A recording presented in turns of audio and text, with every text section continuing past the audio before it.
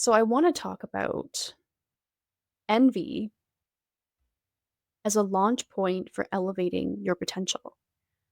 Envy is often seen in a negative light, but really it's information that we can use to gain clarity on what we actually want for ourselves. Welcome to the Erin Wilson Show. I'm Erin, designer, creative strategist, intuitive, and the CEO of Erin Rachel Designs.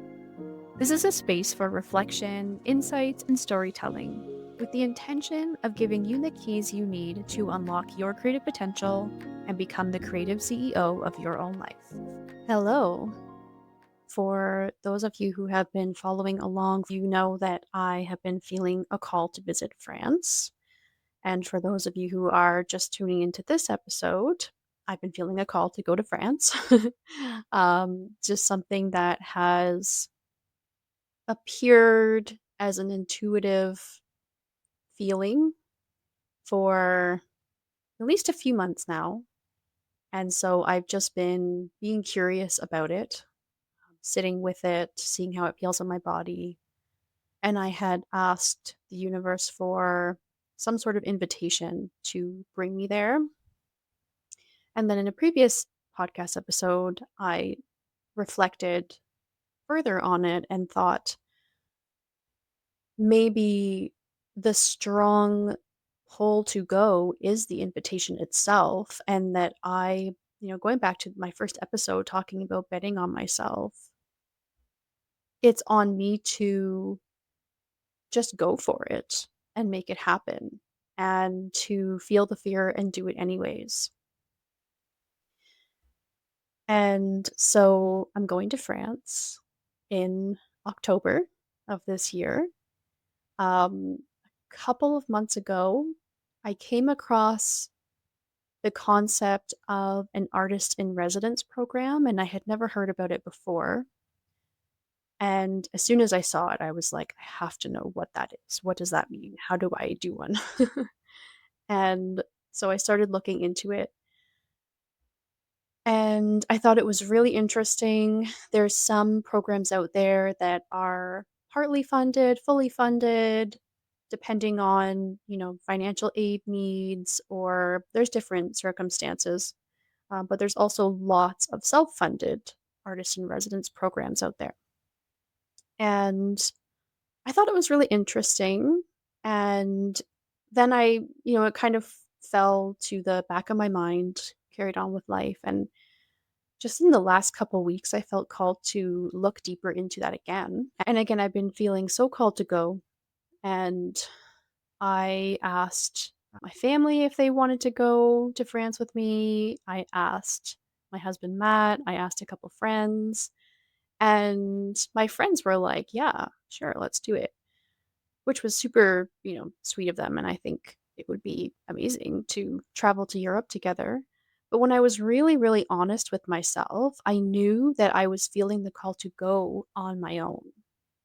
And so I started looking into the artist in residence concept in France, and I came across a few options, one of which in particular really sparked something within me, and I've learned to really lean into that and trust that when something feels aligned in my body. Like it feels like my body is saying yes. And the residence, it's called La Maison de Beaumont, and it's in Provence, France, in a little village, very quiet, rustic, scenic. I'll be going for 2 weeks. You have your accommodations, a shared atelier or artist studio where you can go and do painting and crafting, a shared terrace where you can meet up with the other residents and socialize. It seems like a really beautiful community. Before I decided to make the commitment to go, before I even submitted my application, I was looking at their Instagram and videos other artists have posted of their experience there. And I had that feeling of envy. I mean, of course, it just looks like such an amazing opportunity. So I want to talk about envy as a launch point for elevating your potential. Envy is often seen in a negative light, but really it's information that we can use to gain clarity on what we actually want for ourselves. So when we feel envy, which is super common on social media, and social media is a highlight reel of people's lives for the most part. So it's very natural to feel envy when we see some of the things that people are posting. But instead of making judgments on the person that is having or experiencing what's causing us to have envy, what we can do instead is look inwards at ourselves and allow ourselves to want whatever it is that person has or is experiencing. Because that's really what it is. It's information pointing to something that we want to experience in our lives, which is really, really valuable. And I think that we tend to block ourselves from wanting those things. It could be for a variety of reasons. I can't afford it. I don't deserve it. It's just not in my realm of possibility, whatever it is. And something that I'm really passionate about is showing people that the universe can be a mirror of infinite possibility if that's what we embody within ourselves. And it can take a lot of inner work to get to that point where we are having those possibilities mirrored back to us because there's so much conditioning in place around what is possible for us, what we're allowed to have an experience. And of course, there are real boundaries and barriers that people face. But most of those boundaries and barriers are stemming from our internal belief system, our mindset. And if we can rewrite those and essentially brainwash ourselves into whatever is the opposite of what we've been believing. For example, I'll never make over six figures in a year. If you have that belief, that's going to be mirrored back to you. And it can feel really uncomfortable and scary to believe in whatever the opposite of that is for you. And it doesn't have to be financial. I feel like that's kind of the go to. It could be about the types of relationships in your life, the type of job you attract to yourself, the home that's available for you to live in, or options that you have available. So it can apply to so many things. And, anyways, that's a whole other topic around mindset shifting, which I'm sure I'll talk more about because it's something I've been working on with intention for quite some time, many years. Going back to the previous episode, or maybe two episodes ago, where I was talking about, maybe the invitation is just the call that I feel within myself. And then it's taking that leap of faith and doing it despite the fear or despite it not making sense on paper. It's a financial investment that I'm making in myself that can feel quite scary. But how life it can be like a video game almost where these opportunities present themselves and we have the power to say yes or no and to take a chance on a certain move. And that by doing so, we're giving ourselves the opportunity to elevate and level up faster and just more than we would have if we didn't take the opportunity, if we didn't take that leap of faith. So I decided to do that for myself and I decided to book it. And I did have to hype myself up a bit for making the payment to reserve the room. And honestly, so much of the fear and anxiety is front loaded in that experience where I had to hype myself up. I did it. I pushed the button, submitted the payment. And then afterwards, I felt so relaxed and neutral in a really positive way. There was no negative emotions behind what I had just done, which felt very confirming for me that I had made the right choice for myself. And now I'm just free to, I still have to book my flight, but now I'm just free to daydream and imagine what the experience is going to be like. But I'm sure it's going to be even better than what I'm envisioning. Because again, I just feel such a strong call to do this. So I'm really excited to see what comes out of that. And I have been so excited to update you on here. Something that I wrote down, I have this little notes in my notes app on my phone. I have a list of podcast downloads, so little insights that come through to me that I want to talk about. And something that I wrote down is fool consciousness. So you may have heard of the phrase Christ consciousness. I don't know how it relates to that, if it does, but it would call it a way of living and navigating the world. If you think about tarot, the tarot starts with the fool and the fool's journey through the tarot. So it made me think of that when it came to me. And the fool has that beginner's mindset of, I don't know what I don't know. I'm curious, I'm open, I want to see what's out there. That's my understanding, at least. I'm not a huge tarot person. I like tarot, but I don't study it or anything like that. But it's if you adopt the fool consciousness, it's like navigating your life with that idea of infinite possibility because you don't know anything else. And to you, anything is possible. And you're curious and you don't have hard lines around what life should look like. And you're just ready to go on an adventure and discover what's out there for you. And you want to experience all of the things and go with the flow of life and trust what unfolds. And so that's what I'm really embodying in this decision to take that leap of faith. I'm feeling the fear and I'm doing it anyways. And pretty much anything I felt called to do intuitively that I felt scared by and done it anyways, I've been so grateful that I did. Another thing I wrote down is color outside the lines of your life and alignment over comfort. So, coloring outside the lines of your life is again, what have you been conditioned to believe is possible for your life?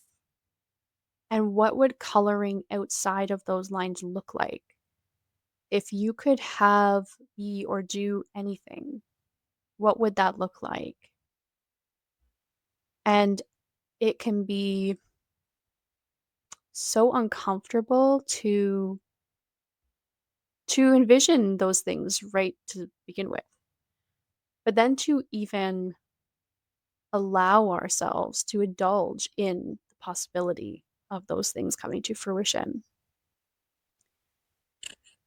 and to get to a place where those wild possibilities feel safe in your body. It's a lot of nervous system work involved in that rewiring, which is also something I've been very consciously working on is nurturing my nervous system.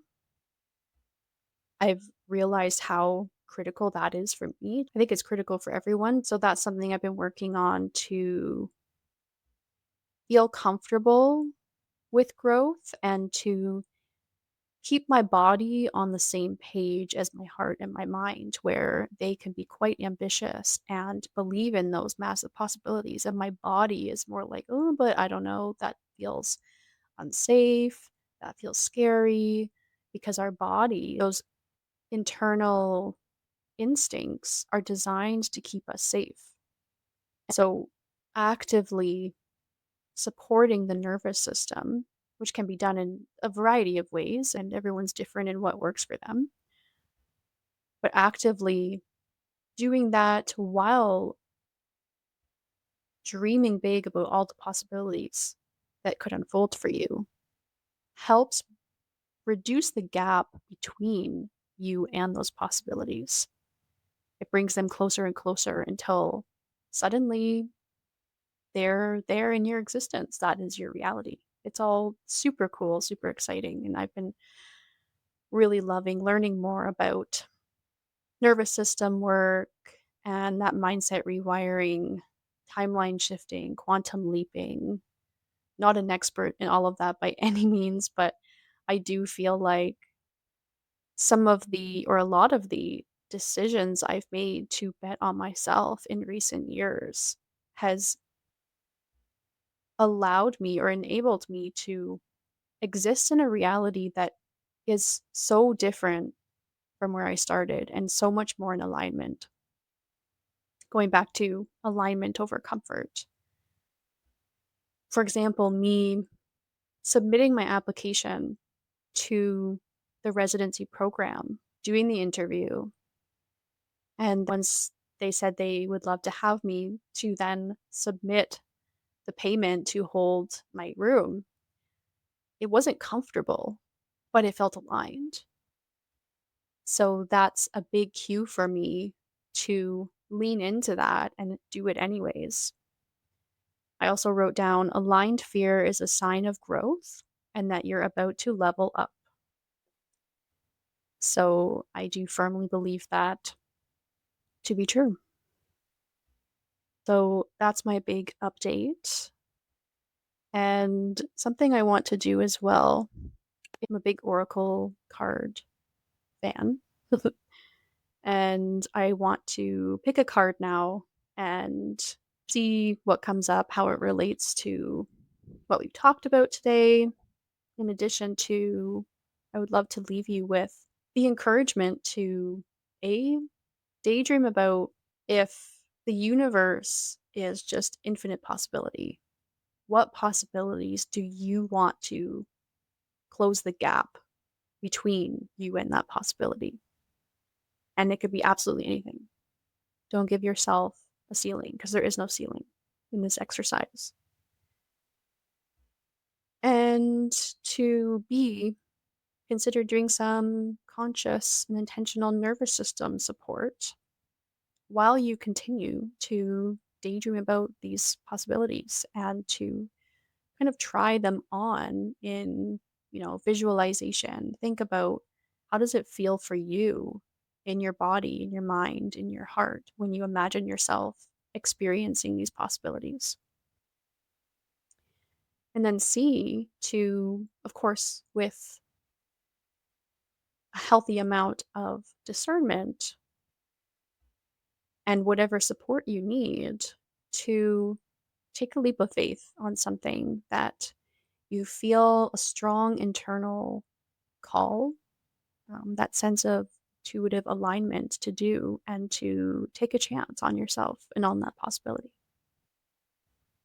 Okay, so the card that I got, and this is from The Wealthy Woman Oracle by Taylor Eaton. And the card that we pulled is the Artisan. And I'm going to read from the guidebook for this one. Money is a tool, detachment. The artisan has a vision and uses every tool at her disposal to bring that vision to life. She doesn't hesitate to use the best tool for each job. Rather, she works efficiently and without attachment to the tools that she uses. Should a tool break or go missing, she finds a new one or a substitute. The concern lies in the outcome, not in how she gets there. And her ultimate metric for success is dictated by the completion of her project. This card is a reminder to use money as the tool that it is in order to help you meet your goals. Just as you would not judge your worth based on what kind of hammer you do or don't have, you do not need to attach your identity in any way to the money that you do or don't possess. Examine where you may have grown too precious with your money. Have you become too attached to it rather than allowing it to serve your needs and desires? Have you tied your sense of self worth or success to the amount of money that you have accumulated? Allow money to help you along your journey rather than centering your journey around it. So there's definitely lots of good stuff in there, but instantly it made me think of how I felt financial fear around my decision to book that trip to France, and I did it anyways. And the money in this case is definitely a tool to help me accomplish my goal because going there has become a goal in recent months for whatever reason. Well, the reason really being that I feel a very strong intuitive call to do it, and I'm always happy to have listened to my intuition in the end. Even if the process is messy or challenging, whatever happens in the end, I am relieved that I did that. And in my application, you have to say how you intend to use your time there. I explained the book that I'm working on and how I think it's going to help women design a life of their choosing and prioritize themselves and become their most authentic creative self. How, if I'm still working on my manuscript at that time, then that environment will really shape its final expression. And in addition to that, I have a concept for an accompanying painting series that visually expresses the evolution someone goes through the process. And I talked in a previous episode about ley lines as well and the power that certain locations in the world can have on us and in activating specific things that will help us level up and evolve in our journey. And I think that these projects want to be expressed there. And my job is just to trust that. My job is to use the tools I have at my disposal to make them happen. And I am grateful to have enough money put aside that I could take that leap of faith. And while it is uncomfortable, it was enough money that it made me uncomfortable and feel that fear. I just knew and trusted that I would be grateful that I did it anyways. So I'm going to leave you with that. Thanks for listening.